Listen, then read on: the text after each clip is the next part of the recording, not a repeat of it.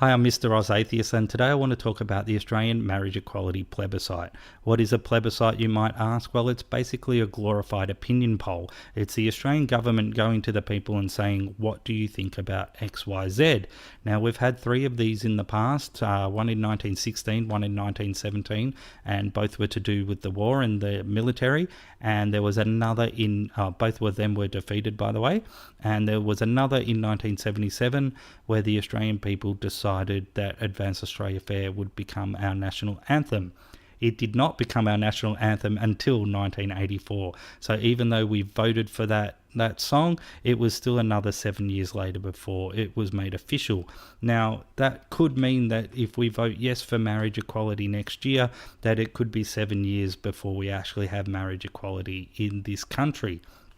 But in fact, it might be never, because the plebiscite is non-binding, which means the politicians are allowed to ignore the result and vote how they would have voted anyway, which makes the whole thing absolutely pointless. Just take the bill to Parliament and have a vote on it, which is what has to happen anyway. If we vote yes on the plebiscite, then a bill will be introduced to Parliament and people will have to vote on it. So why not just do your job and vote on a bill now, and let's catch up with the rest of the world and have marriage equality in this country.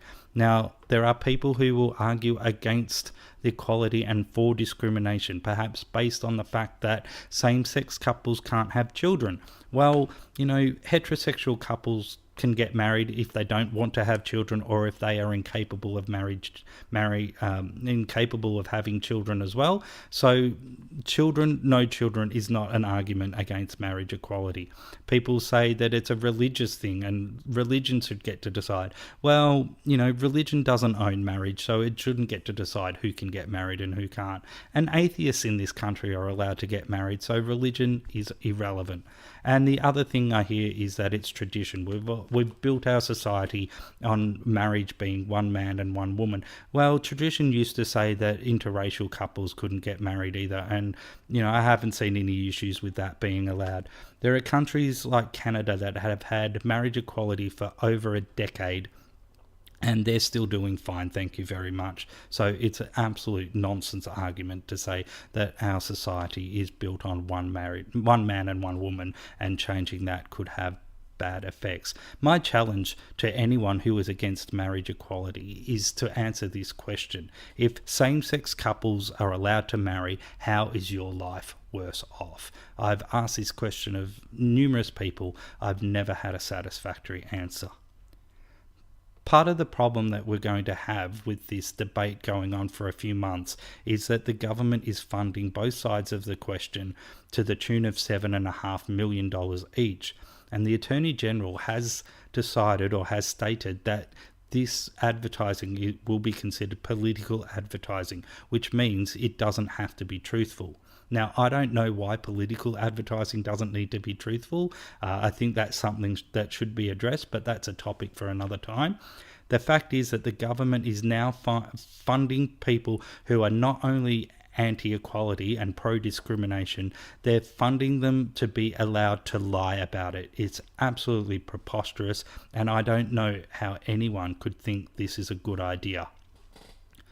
So what we've got now are people that are asking to be treated the same as everyone else, and people who are saying, no, I don't think you're worthy of that. We've got basically millions and millions of straight people deciding whether or not non-straight people should have the rights that we have. That right being allowed to marry the person that we love. It's just ridiculous, and how anyone can be in favour of discrimination over equality in this particular example is just absolutely beyond me. I've spoken about this at length on Twitter and on Facebook, and the things that I get accused of are trying to force my opinion down other people's throats. I'm bringing it up when it's not an appropriate time, and that I'm always forcing my agenda. Well, all I want to say about that is equality is a right. It's not an opinion, it's not an agenda, and it's never inappropriate.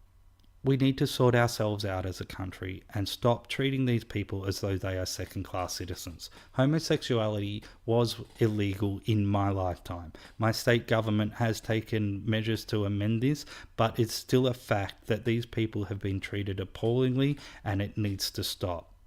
I'm Mr. Oz Atheist. Thanks for watching. You can find me on Twitter at Mr. Oz Atheist. My blog is mrozatheist.blogspot.com, and you can listen to my podcast that I do with Godless Mum on Common Heathens. Thanks. Bye.